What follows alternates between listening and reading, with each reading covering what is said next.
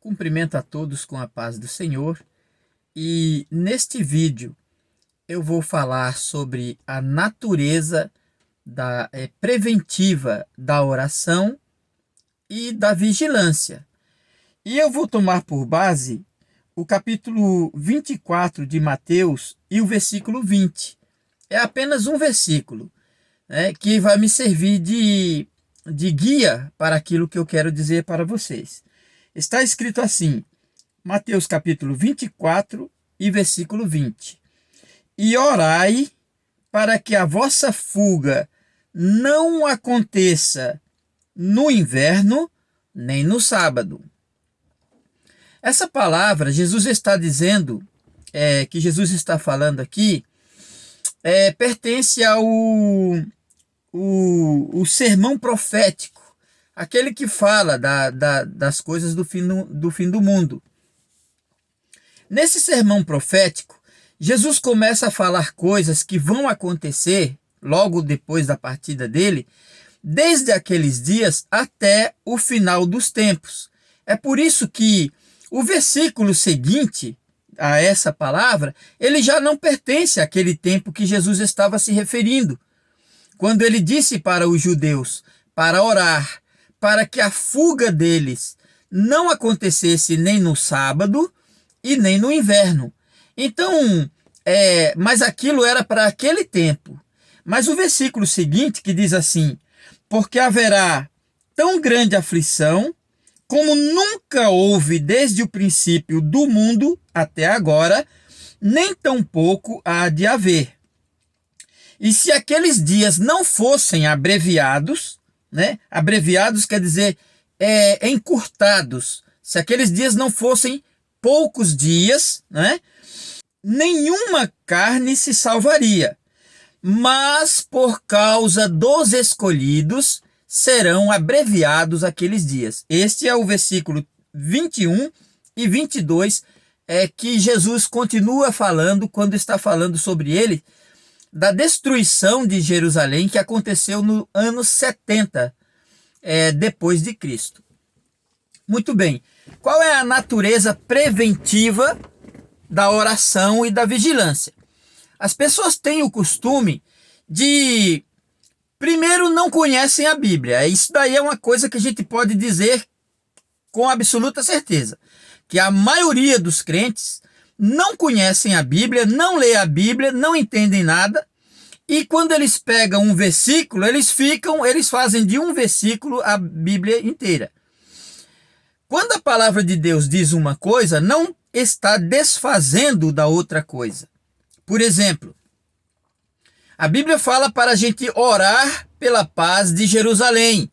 Orar pela paz de Jerusalém para que também tenhamos paz. Aqueles que amam Israel, aqueles que oram por Israel, eles são bem-aventurados, aqueles que abençoam Israel. Isso, por si só, não quer dizer toda a verdade. Porque o que nós vemos hoje em dia é muitos crentes, em vez de se converterem a Cristo, eles se convertem ao judaísmo. Então eles passam a venerar o judaísmo como se isso fosse a doutrina de Cristo. Jesus, a palavra de Deus, não desfaz de uma coisa quando faz outra, quando fala de outra. Quando Jesus disse assim para aquelas mulheres que choravam, que o viram ser crucificado, ele dizia assim, filhas de Jerusalém, não choreis por mim, chorai antes por vós mesmos e pelos vossos filhos, porque dias virão em que vocês vão dizer, bem-aventuradas aquelas que não amamentaram e os peitos que não amamentaram. Quer dizer, Jesus estava prevendo coisas terríveis que aconteceriam 40 anos dali para frente. Cerca de 40 anos isso se cumpriu. Então veja que quando ele diz não chore por mim, ele não estava proibindo as pessoas de chorar por eles.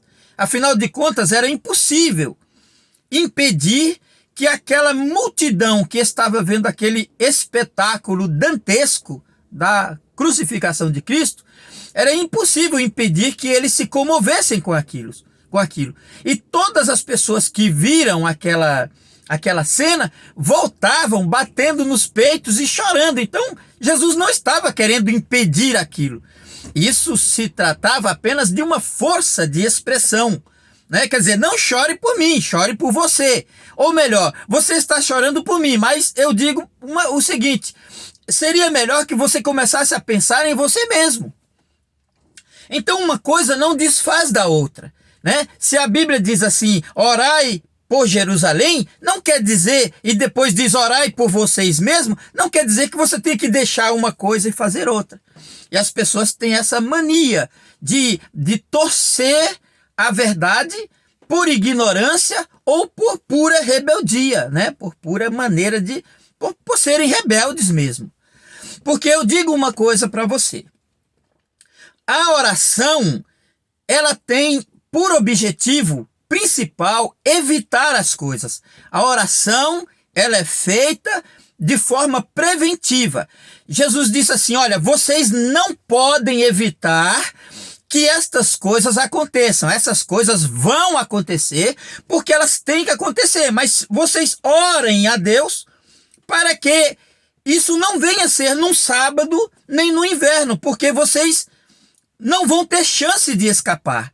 Então, quando a Bíblia nos diz que nós devemos orar e vigiar, porque não sabemos nem o dia e nem a hora em que Jesus virá, ele está falando que a vinda dele não pode ser evitada, ela vai acontecer. A grande tribulação virá, não tem como impedir isso. Porém, quando a gente ora e vigia, a gente se sente forte, está preparado quando se deparar com aquela situação. O que aconteceu, por exemplo, em Israel, tem um episódio que aconteceu ali numa festa rave, que aquilo dali é uma imagem, né? A gente pode ter aquilo como uma imagem do que vai acontecer no mundo inteiro. Você vê ali, as pessoas estão dançando, bebendo, fumando, usando drogas, e eles estão ali totalmente desprovidos de qualquer compromisso e vigilância. Uma pessoa que sabe que está debaixo, né, está constantemente sendo ameaçado pelos inimigos, está rodeado de inimigos, como Israel está, qualquer jovem judeu que estivesse ali deveria estar, sim, talvez se divertindo, mas se manter sóbrio e vigilante, porque esses lugares de ajuntamentos geralmente são alvo de atentados, como é que se diz, terroristas, né? Eles são alvo porque é um ajuntamento de povo. É fácil jogar uma bomba, é fácil explodir tudo, é fácil matar um montão de pessoas. Mas eles não estavam nem aí. É notório no mundo inteiro que Israel vacilou, assim como o 11 de setembro nos Estados Unidos. Ninguém jamais imaginava que um avião cheio de terroristas ia destruir 2 edifícios e fazer um monte de tragédias, causar um monte de tragédia dentro dos Estados Unidos, uma nação, a maior nação, a mais poderosa nação da Terra. Mas aconteceu. O que aconteceu com Israel foi falta de vigilância. No mínimo, eles falharam em vigiar. No mínimo, houve uma terrível falha, uma brecha na vigilância. E aí, quando a gente olha para o horizonte, aquelas câmeras que estão filmando, a gente vê os palestinos ali, do Hamas, vindo em paragliders, né? Eles estão vindo, estão pousando. Agora imagina, numa festa onde você está totalmente embriagado, fora de si, despreocupado, pensando que a vida é a coisa melhor do mundo. Daqui a pouco você ouve um tiro dali, você ouve outro tiro dali, gente correndo, gente morrendo, gente sendo esfaqueada. E você está bêbado, você está drogado, você está pego de surpresa, não tem tempo para correr. Somente ali naquela festa foram encontrados 260 corpos de jovens, de pessoas mortas, porque falharam em vigiar. Aí alguém fica dizendo assim, vamos orar por Israel. Para mim, quando a gente diz assim, vamos orar por Israel, para mim não passa de fingimento, de hipocrisia. Porque quando a Bíblia diz assim, porque as nossas orações por Israel agora não têm efeito nenhum, porque a desgraça já foi feita. E o próprio Estado de Israel tem força e condições, sim, de se vingar desses atos criminosos desse grupo terrorista chamado Hamas. E ali eles têm muitos grupos terroristas. E Israel agora está fazendo o que ele tem que fazer. Ele vai fazer porque é um direito dele fazer, ele tem as condições de fazer, porque Deus deu a eles as condições de fazer isso. Ele precisa se defender, ele tem o direito de se defender, ele vai fazer. Agora você vai orar a Deus por quê agora? As nossas orações não vão mudar o que aconteceu. E os hipócritas que falam, vamos orar por Israel, quando a Bíblia diz assim, orai pela paz de Jerusalém, se esses crentes que se identificam tanto com os judeus, a ponto de se converterem ao judaísmo, orassem verdadeiramente por Israel como a Bíblia manda, essas coisas não aconteceriam. Porque a oração tem o poder, a oração é uma oração preventiva, é uma oração que a gente faz para evitar que essas coisas aconteçam. Depois delas acontecerem, não se pode fazer mais nada. É o que aconteceu, por exemplo, com Davi, quando ele pecou com Batseba, que nasceu o filho dele e Deus disse assim, eu vou ferir esse menino e vou matar ele. Esse filho que te nasceu vai morrer. Então Davi correu, orou, jejuou, se vestiu de saco e cinzas, não comia, pedindo a Deus que salvasse a vida do menino. Então, quando o menino morreu, os servos de Davi disseram assim, olha, e agora, quem é que vai dizer para Davi que o filho dele morreu? Ah, vai tu. Não, eu não, vai você. Ah, eu é que não vou. Imagina dar uma notícia dessa para o homem que está arrasado, ele está morto ali. Ele está ali naquela situação, eu não vou dar uma notícia dessa. Aí Davi olhou e disse assim, o que vocês estão falando aí? O que aconteceu? A criança morreu? Aí eles disseram, infelizmente morreu. Davi não fez nada. O que ele fez? Ele se levantou, tirou as roupas de saco, tomou banho, se barbeou, sentou e disse assim, bota comida aqui que eu vou comer. Aí os servos dele disseram assim, Davi, ainda agora você estava ali chorando, orando para Deus por causa do seu filho. Aí a gente disse que seu filho morreu e você parece que não aconteceu nada. Ele diz, olha, enquanto a criança estava viva, eu tinha uma esperança de que Deus salvasse ela. Agora que ela morreu, o que eu posso fazer mais? O que a minha oração vai mudar nisso agora? É essa a questão. Então, o que eu mais odeio nessas postagens que eu vejo, nessa maneira dos crentes tratarem as coisas, é o fingimento, é a hipocrisia. Porque se a gente orasse de fato por Israel, evitaríamos, se o mundo todo estivesse orando, os crentes estivessem orando por Israel, evitaria essas coisas de acontecerem. Vamos orar pelas famílias enlutadas, tudo bem. É outra história, isso aí é outra coisa. Uma coisa não desfaz a outra, né? Não quer dizer que você não possa orar, não quer dizer que você não tenha amor pelos judeus. Mas quando os crentes se convertem ao judaísmo e passam a viver como venerando as coisas do judaísmo, eles estão cometendo um terrível erro, um terrível engano. Porque, como eu já disse, a doutrina do judaísmo é contrária a Jesus Cristo. Deus tem, sim, planos com Israel e tem com a igreja, que somos nós. Então, quando eu digo assim, vamos orar por nós mesmos, orar por nossas casas, por nossas famílias, porque repito, eu não gosto de falar isso, mas é muita hipocrisia. Você vê aqui no Rio Grande do Sul, casas sendo arrastadas, famílias sendo destruídas por temporais, enchentes, chuvas fortes, ventos destruindo tudo em Santa Catarina, no Paraná, ou em muitos lugares do mundo está havendo terremoto, quer dizer, em outros lugares está havendo incêndio. Quando a gente diz assim, quando a gente vê as barbas do nosso vizinho arder, a gente coloca a nossa de molho, embora que eu não tenha barba, né? Mas maneira de dizer. Então, olha bem, preste bem atenção, por que nós vamos ficar... Quando você está orando por Israel, você está, daqui a pouco, quando você olhar, sua casa está sendo carregada pela enchente.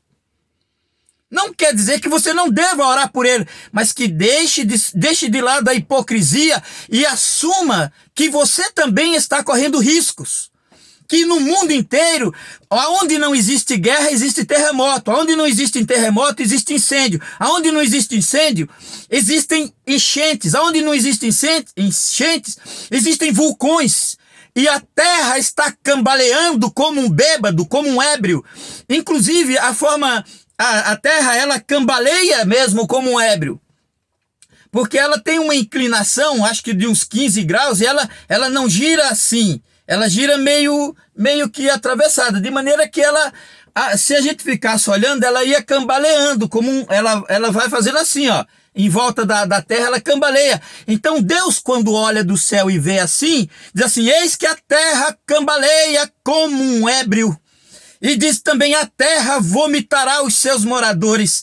As forças da natureza as entranhas da terra estão fazendo a vontade de Deus, que está cansado do pecado da humanidade.